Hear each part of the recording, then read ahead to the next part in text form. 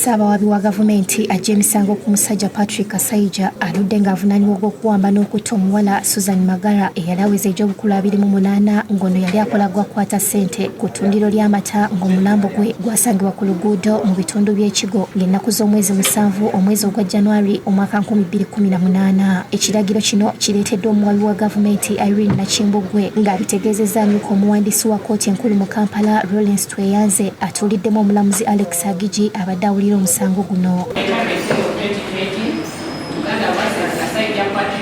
We bamugiddeko emisango nga tasimbibwanko mu kkooti kuvunaanibwa byakutta Suzan Magara nawankubadde enneeyisa ye n'ebyaliwo byonna byali bimuteeka butereevu ku musango guno. Abawawaabirwa mu musango guno kusigaddeko Yusuf Lubega, Hussein Waswa, Muzammiru Sali, Hajara Nakandi, Abubeka Kyewolwa, Mahadi Kisaliita, Hassan Katomiro, Ismail Bukenya ne Musa Abbas Buvumbo era ng'omusango gugenda kutandika okuwulirwa mu butongole nga 23 omwezi guno.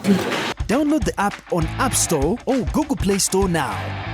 Vision Digital Experience, the future of media.